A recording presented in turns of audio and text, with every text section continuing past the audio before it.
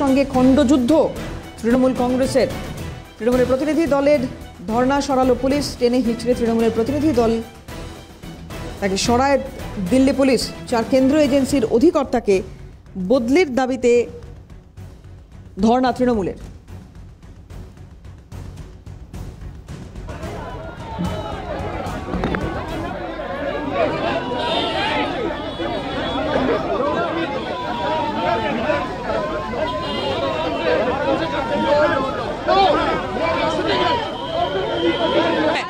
Surgery है पैर में, ढंग से सर्जरी है, हमारे सर्जरी है, रुक के जाइए।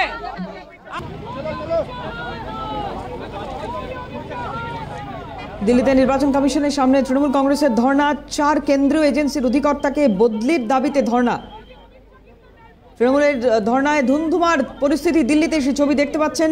তৃণমূল কংগ্রেসের প্রতিনিধি দল, তাদেরকে টেনে হিঁচড়ে সরানো পুলিশ। খণ্ডযুদ্ধ প্রায় যে পরিস্থিতি তৈরি হয়, সেখানে ডেরেক ওব্রায়েন, দোলা সেন তারা উপস্থিত ছিলেন। তৃণমূলের প্রতিনিধি দলকে টেনে হিঁচড়ে সরালো দিল্লি পুলিশ।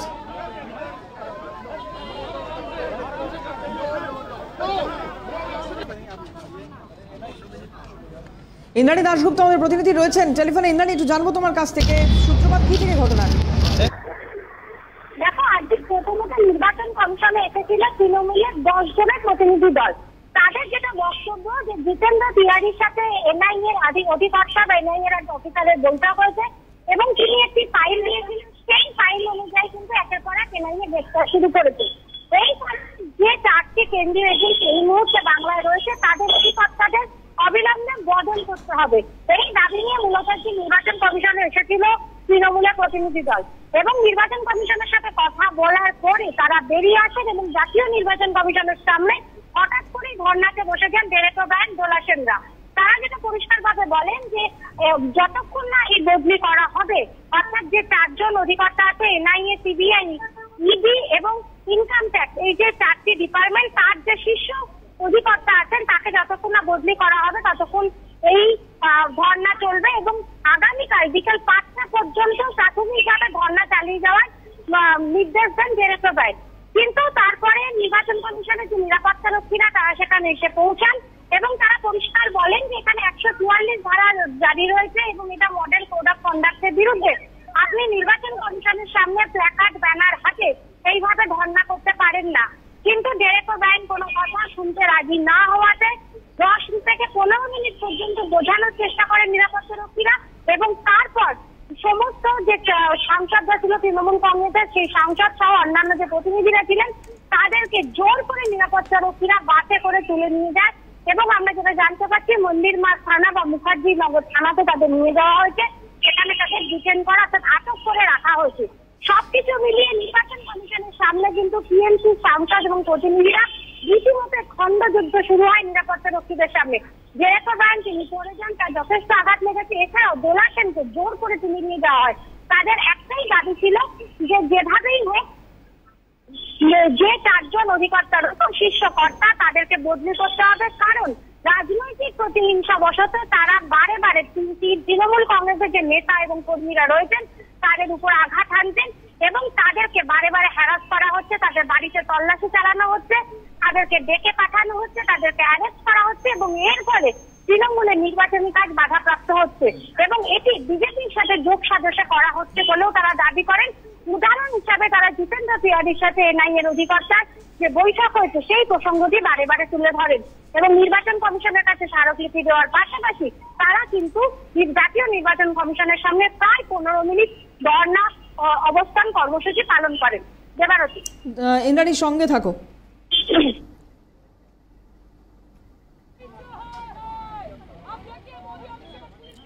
তৃণমূল সাংসদরা কি have been protesting about the manner in which the central agencies, ED, CBI, IT, NIA are acting on behalf of the BJP in the general elections of 2024. We have just met the full bench of the Election Commission. We have demanded that the Election Commission urgently intervene and protect the sanctity of the election process. The election process is fundamental to a parliamentary democracy. A free and fair poll foundation of the electoral democracy we are so proud of.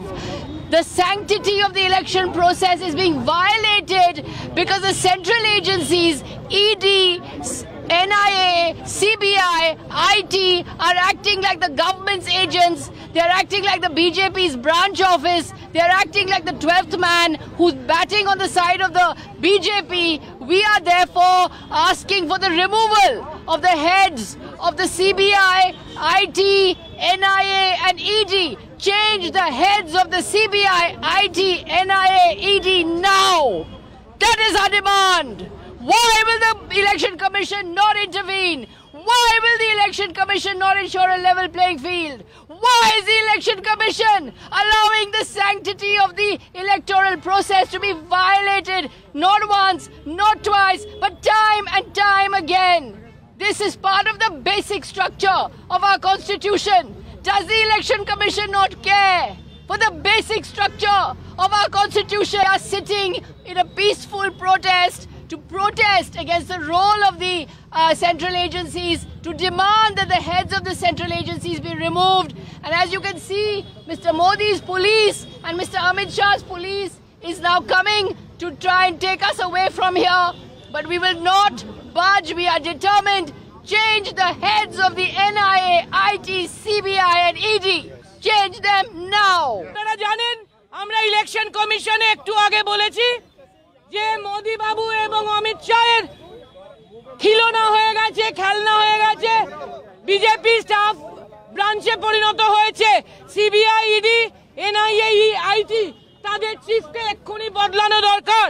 সেই দাবিতে আমরা শান্তিপূর্ণ ধর্ণা অবস্থানে বসেছি। আমরা 10 জন এআইটিসির প্রতিনিধিরা এখানে রাস্তায় ধর্ণা অবস্থান শান্তিপূর্ণভাবে 24 ঘন্টার জন্য বসেছি এবং আপনারা ইতিমধ্যেই দেখছেন মোদি বাবু এবং অমিত শাহ পুলিশ আমাদেরকে এখানে বসতে না দেওয়ার জন্য নানা রকম সাজিশ রচনা করছে। ইন্দ্রাণী, আসবো একবার তোমার কাছে। একটা বিষয় এখানে জানতে চাইবো যে ইতিমধ্যেই তো এই বিষয়টা মানে পূর্ব নির্ধারিত ছিল এবং সেই মতো হয়েওছে যে নির্বাচন কমিশনের ফুল বেঞ্চের সঙ্গে দেখা করেছেন এই 10 জনের প্রতিনিধি দল। সেখানে নিশ্চয়ই তারা তাদের বক্তব্য পেশ করেছেন। তাহলে তারপরে বাইরে বেরিয়ে এসে এই ধর্নার কর্মসূচির প্রয়োজনীয়তা কেন পড়লো, এই বিষয়ে কি কিছু জানাচ্ছে তৃণমূলের এই প্রতিনিধি দল? দেখো দেবাংশী, আমি যদি তোমাকে ক্রোনোলজিটা বলি তাহলে আজকে সকাল থেকে জাতীয় নির্বাচন কমিশনের কাছে বারে বারে দেখা করার অনুমতি চান জেরেক্টো ব্রাঞ্চ সহ তৃণমূলের সাংসদরা, কিন্তু প্রথমে সেই অনুমতি আসেনি। তার ফলে তারা কিন্তু সেই সময় থেকে প্ল্যান করেছিলেন যদি অনুমতি না পাওয়া যায় তাহলে জাতীয় নির্বাচন কমিশনের সামনে বসে তারা ধর্ণা করবেন। কিন্তু শেষ মুহূর্তে অনুমতি পাওয়া যায় এবং 4টের সময় তৃণমূলের প্রতিনিধি দলের সাথে দেখা করেন রাজীব কুমার সহ নির্বাচন কমিশনের ফুল বেঞ্চ। সেখান থেকে বেরিয়ে আসার পর তারা আমি একটু বিরত করি ইন্দ্রাণী, তোমাকে সঙ্গে থাকো। আমাদের সঙ্গে এই মুহূর্তে টেলিফোনে রয়েছেন বিজেপি রাজ্য সভাপতি সুকান্ত মজুমদার। সুকান্ত বাবুকে স্বাগত জানাই সিএনএ। সুকান্ত বাবু, এই তৃণমূল কংগ্রেসের প্রতিনিধি দল দিল্লিতে গিয়ে নির্বাচন কমিশনের দপ্তরের বাইরে ধর্নায় বসে পড়লেন, যেখানে কমিশনের সদস্যরা দেখা করেছেন, কথা বলেছেন তাদের সঙ্গে, তারা তাদের দাবিও জানিয়েছেন। তাহলে হঠাৎ করে এই ধর্না কর্মসূচি চালিয়ে নিয়ে যাওয়ার মানে কি? এখন তৃণমূল বুঝতে পারছে পায়ের তলা থেকে মাটি সরে যাচ্ছে, সিট কমে যাচ্ছে, যত দিন যাচ্ছে প্রধানমন্ত্রী যত সভা এখানে বাড়ছে তত তৃণমূলের অবস্থা খারাপ হচ্ছে। তাই এখন মিডিয়ায় অ্যাট্রাকশন পাওয়ার জন্য এগুলো নাটকবাজি করছেন। ওনারা যদি দেখা না করতেন, নির্বাচন কমিশনের কেউ দেখা না করতো তাদের সাথে, তাহলে না এই বিক্ষোভের একটা কোনো ব্যাপার থাকতো। এখন এই বিক্ষোভ করার কোনো মানে তো আমরা খুঁজে পাচ্ছি না। ওনারা চাইছেন যে নির্বাচন কমিশনের উপর বিক্ষোভ করে যদি প্রেশার টেশার ক্রিয়েট করা যায় তাহলে পরে হয়তো কেন্দ্রীয় বাহিনী বুথে থাকবে না, আমরা ভোটটা লুট করবো। সেগুড়ে বালি প্রতি বুথে কেন্দ্রীয় বাহিনী থাকবে এবং আমি তো কেন্দ্রীয় বাহিনীকে বলেছি, মানে অনুরোধ করবো আমি আপনাদের মাধ্যমে যে লাঠিতে একদম তেল লাগিয়ে রাখতে। খেলা হবে বলে তৃণমূল এলে যেন এমন খেলা দেখানোর ব্যবস্থা করে বাউন্ডারির বাইরে গিয়ে যেন বল পড়ে। অনেক ধন্যবাদ আপনাকে সুকান্ত মজুমদার, বিজেপি রাজ্য সভাপতি আমাদের সঙ্গে ছিলেন টেলিফোনে। ইন্দ্রাণী আমাদের সঙ্গে ছিলেন, ইন্দ্রাণীকে ধন্যবাদ। বিজেপির তরফ থেকে শ্রমিক ভট্টাচার্য কি বলেছেন শুনবো। এবার অধিকার তো রাজনৈতিক দলের আছে, ধর্ণা দিন না, কিন্তু যেটার জন্য যাবার প্রয়োজন আদালতে সেটা নির্বাচন কমিশনে গেছেন কেন? ধর্ণা, অবস্থান, বন্ধ সবকিছু করুন না, সবাইকে ডেকে নিন, আরো সীতারাম ইয়েচুরিকে ডাকুন, রাহুল গান্ধীকে ডাকুন, নিয়ে সেখানে মিছিল করুন। ওই যে একটা করেন না কোনখান থেকে শুরু করে মৌলালি পর্যন্ত চলে যান, ওই মিছিলটা করুন, পার্ক সার্কাসে সমাবেশ করুন, নরেন্দ্র মোদী নিবাস যাক বলে করে দিন, সবাইকে আসতে হবে। কিন্তু আমরা চাই লড়াইটা বেশ একটা রঙিন হোক। এই ময়দানে কোনো প্লেয়ারই নেই, কোনো জোটই নেই, এটা ভোট বলে মনেই হচ্ছে না। মুখ্যমন্ত্রীর বক্তৃতা শুনে মনে হচ্ছে না পঞ্চায়েত নির্বাচন চলছে।